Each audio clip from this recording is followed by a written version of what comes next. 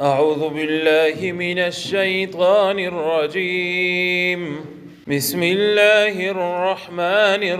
الرحيم. وقالوا قلوبنا غلف بل لعنهم الله بكفرهم فقليلا ما يؤمنون. ولما جاءهم كتاب من عند الله مصدق لما معهم وكانوا من قبل يستفتحون على الذين كفروا فلما جاءهم ما عرفوا كفروا به فلعنة الله على الكافرين. وقالوا ويلبد يهوديانو قلوبنا زلنا زمون غلف دك دي دا علمنا بل لعنهم الله دسی ندا بل لعنهم الله بلکی لعنت کړي الله رب العالمین په دوی باندې بکفرهم فوجد کفر د دوی فقلیلا ما یؤمنون پس ډیر کم د دوی نه ایمان راوړي. د يهوديانو مخکې بل صفت ذکر کیږي او هغه دا دی چې يهودو دا دین چې دی دا سپک ګڼلو د دین ځان مستغنی ګڼلو او د پیغمبر او قران کریم چې دی دا به دسی ګڼل چې دین ته توجه نه کوله. او یو خبره دا و چې د پیغمبر او د هغه د دعوت نه د مایوسه کېدو د پاره هغوی د الفاظ چې دینو دا اختیار کړیو. کله چې نبی مهربان صلی الله علیه وسلم مدینه ته لاړو ولته يهودو ته دعوت شروع کړلو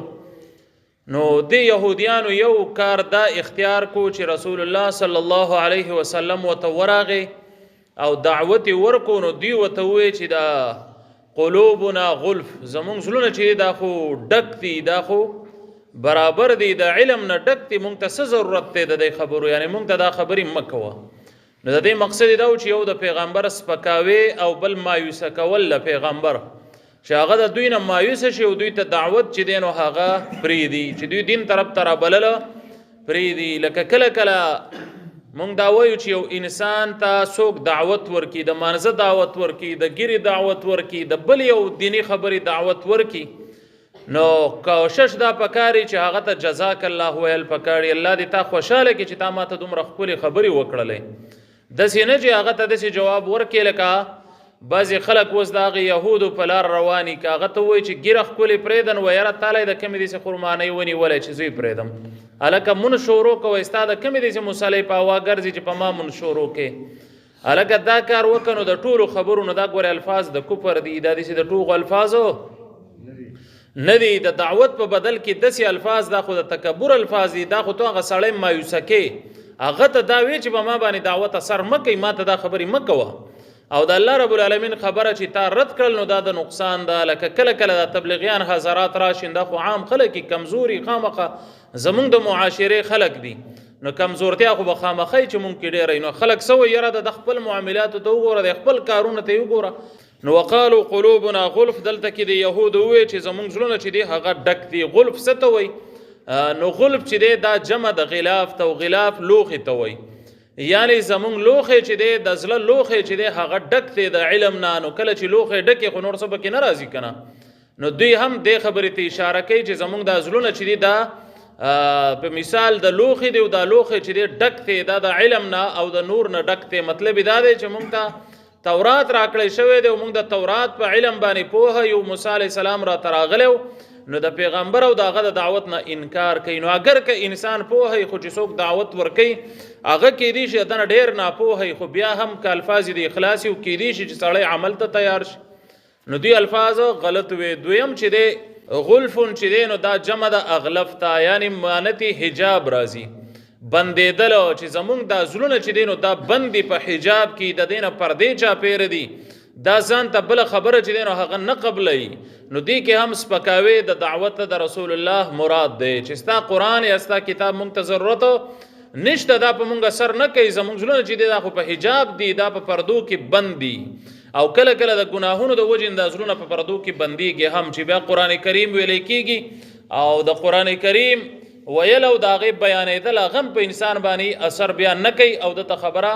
نه پریدي. نو دا دوه خبرې دوی وکړې او دا دواړه د سپکاوي او د پیغمبر د مایوسه کولو دپاره یې وکړې. خو الله رب العالمین په دې رد کوي وایي بل لعنهم الله بکفرهم. خبره داسې نه ده، د بل معنی دلته څه شو؟ بلکې. نو یعنی خبره دا نه ده، بلکې خبره دا ده چې بل لعنهم الله بکفرهم، الله رب العالمین لعنت کړي په دوی باندې د وجې د کفر د دوی نه. وس لعنت الله رب العالمین په څه معنی؟ نو مراد دا دی چې الله رب العالمین دوی ته خیرې کوي په دې خبره باندې. دا د الله رب العالمین خیرې دي چې لعنهم الله بکفرهم، الله رب العالمین په دوی باندې لعنت کړی دی د وجې د کفر د دوی نه. نو دوی ځکه دا خبره کوي چې زمونږ زړونه ډک دي، مونږ ته د علم ضرورت نشته دی، په مونږ باندې دا دعوت او دا خبرې چې دی نو دا اثر نه کوي. فقلیلا ما یؤمنون، نو ډیر کم د دوی نه چې دا به ایمان راوړي. یعنی فقلیلا ما یؤمنون، فقلیلا پس ډیر لږ، ما یؤمنون دوی به ایمان نه راوړي مګر ډیر لږ. نو دلته وایي دا ما چې دی نو دا په معنا د منهم دی چې قلیلا منهم یؤمنون، پس ډیر کم د دوی نه چې دی نو دا به ایمان راوړي. یهود چې دی دا په ایمان کې ډیر زیات کمزوري، دوی ایمانونه نه راوړل، ډیر زیات په ضد او عناد کې ولاړو. مخکې ذکر وشو چې عیسی علیه السلام دوی نه دی منلی، حالان کې هغه د بني اسرائیلو نه و. نو رسول الله صلی الله علیه وسلم به څنګه ومني؟ رسول الله صلی الله علیه وسلم به وی چې که چېرته د یهودو لس کسانو په ما ایمان راوړو نو دا به داسې یې لکه ټولو یهودو چې ایمان راوړي. نو ګوره یهود دومره په ایمان کې کمزوري چې د الله رسول په خپله موجود دی، وحي پې راځي، څه تپوس دې کې هغه جواب چې دی نو هغه درکوي. او ډېر ښکلی دعوت د پیغمبر به څومره ښایسته او څومره با اثره دعوت و. په دې دعوت کې د هغه سره یو ځای په معاشره کې اوسېږي او لس کسان ایمان نه راوړي، دا څومره په لوی ضد او عناد کې دوی چې دی نو دا پراته دي. بله خبره به دا وکړو چې کله کله دا علم د حق نه د ګرځېدو سبب هم ګرځي، چې کله کله سړی پوهه وي نو دی د بل خبرې نه څه وکړي؟ تکبر تې وکړي، د بل هغې ته ضرورت ونه ګڼي. وایي زه په خپله عالم یم نو زه به د بل خبرې ته غوږ ږدم، نو داسې نه ده پکار. یا زه په خپله پوهه یم نو زه به د چا خبرې ته غوږ ږدم، ما ته څه ضرورت دی؟ وایي ښه دي او بد دي. نو وایي ښه هم سړی پېژني او بد هم سړی پېژني. نو ښه پېژندل او بد پېژندل، دا پېژندل هم دی خو بیا عملي کولو هم دی، په دې باندې کار نه کېږي. نو ولما جاءهم، هر کله چې رالل دوی ته کتاب من عند الله، کتاب د طرفه د الله نه، مصدق چې هغه تصدیق کوونکی دی د هغې لما د هغې معهم چې د دوی سره دي. وکانو او دوی من قبل مخکې د دې کتاب یا د پیغمبر د راتلو نه یستفتحونه چې دوی به فتح طلب کول یا خبر به ورکولو علی الذین په هغې کسانو باندې کفرو چې کافران دي. فلما جاءهم، پس هر کله چې راغې دوی ته ما عرفو چې دوی پیژندل او کفرو به، نو دوی کفر وکړو په هغې سره، انکار یې وکړو د هغې نه. فلعنة الله علی الکافرین، نو پس لعنت د الله رب العالمین دی وي په کافرانو باندې، لعنت د الله دی وي په کافرانو باندې. ولما جاءهم کتاب من عند الله، الله رب العالمین د دوی د دغې قول او د سپکاوي هغه تفصیل کوي او د هغې تاکیدن د دوی هغه حالت چې دی هغه را ظاهروي او بیانوي. نو الله وایي ولما جاءهم کتاب من عند الله، کله چې دوی ته کتاب راغی نو یو خبره خو پکې دا شوه چې الله رب العالمین په خپله وایي چې ولما جاءهم کتاب من عند الله، نو دا د الله ګواهي شول چې که ستاسو شک او کمې خبرې تاسو کوئ چې دا کتاب د ځان نه جوړ دی یا دا هغه اصل پیغمبر نه دی، نو ولما جاءهم کتاب من عند الله، دا اصل د الله رب العالمین عین د الله د طرف نه دا کتاب دی. او دا کتاب او رسول چې دی دا خو یو بل سره لازم ملزوم دی. که رسول دی ومنو نو کتاب دی ومنو، ځکه چې کتاب خو په هغه نازل شوی، او که کتاب دی ومنو چې دا د الله کتاب دی نو دا خو به محمد رسول الله نازل شوی دی. نو محمد رسول الله دی ومنلو، او که په دواړو کې یو نه منې نو په دې باندې هم ته بیا کافر یې، استاد ایمان الله رب العالمین ته قبول چې دی نو هغه نه دی. نو ولما جاءهم کتاب من عند الله، هر کله چې راغی دوی ته کتاب د طرفه د الله نه، قرآن مجید، او د هغه کتاب تفصیل څه دی نو الله رب العالمین دوی ته زجر او توبیخ ورکوي او تاکید چې دی هغه په دوی باندې کوي چې مصدق لما معهم، دا تصدیق کوونکی دی د هغې څه چې دوی سره دي. یعنی دا کتاب داسې کتاب نه دی چې دا دوی ته انکار کوي، دا خو هغه کتاب دی چې دا د تورات تصدیق کوي. قرآن مجید خو تورات منی کنه، انجیل منی، مخکې پیغمبران صحیفې چې دی نو هغه منی، د دوی د امتونه هم منی. نو د دسی کتاب نه دوی انکار کوي نه دا سونه قمقل او بیوقوف خلق دي چې د کتاب هغه تصدیق کوي یعنی خو د کتاب نه دی خو مراد دا دی چې دوی وتخپل وای چې دا مونږ ته نازل شوی دی خو هغه هم د الله دی او دا هم حقیقتا د الله رب العالمین کتاب دی نو کفرس که دوی د دې وجه نه هغه کتاب منی چې د الله دی نو بس بیا خدا بد لازمی منی او دا تورات چې دی نو دا په خپل د قرآن مجید تصدیق کوي او دا خبر ور کوي د محمد رسول الله هم او د قرآن مجید نو مصدق لما معهم تصدیق کوونکی دی د هغه څه چې د دوی سره دی وکانو من قبل او دا بل دویم تاکید شو دلته دغه یو تاکید شو چې ګور هغه تصدیق کوونکی کتاب د استاد کتاب نو به څنګه منی وس دویم تاکید وکانو من قبل او دوی مخکې د دینا یعنی مخکې د دینا داسې چې دوی په عربو کې چې کله ونه جنگونه به راتلل نو چې بدوی به کله کمزورتیا رااله او د مشرکین او د کافر به دوی باندې زور اور شو نو دوی به بیا دې چل کوج د الله نه به دعا شروع کړه یا الله پاک هغه پیغمبر هغه اخیری پیغمبر راولېګا یا هغه کتاب چې دینو هغه راولېګا او مونږ په دوی باندې فاتحان کا مونږ ته فتح راکا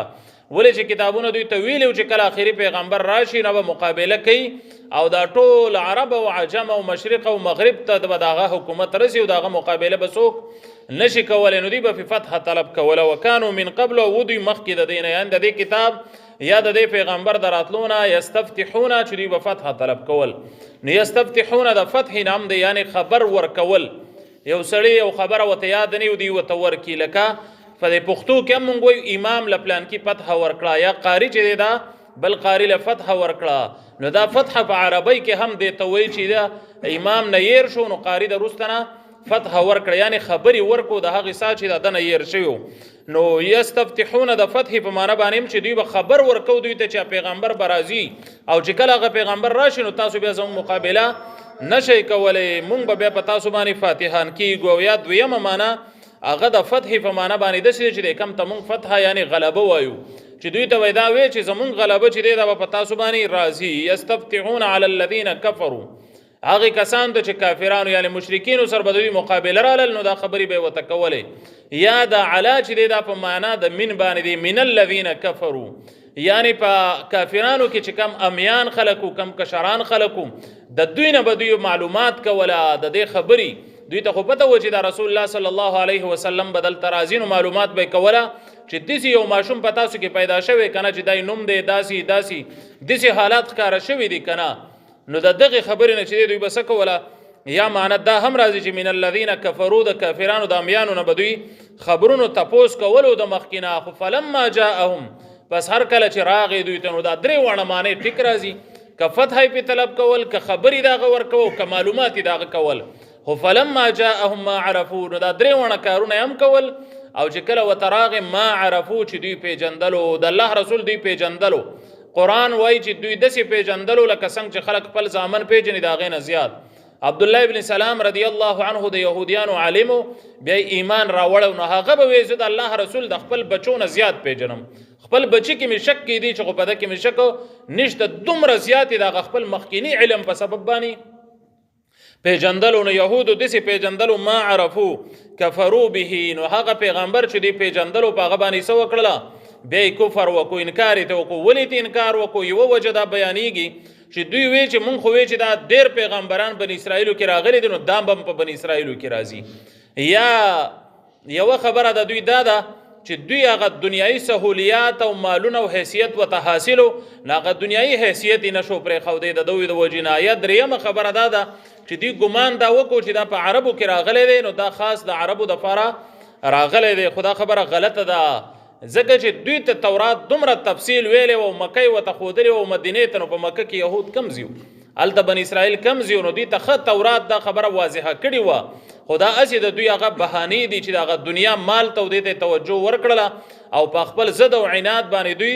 ودرېدل نو عرفوا ما کفروا به فلعنة الله على الكافرین فلعنت وي د الله رب العالمین په کافرانو باندې الله رب العالمین دوی ته خپل خیرې کوي چې د الله د لعنت لاندې راشي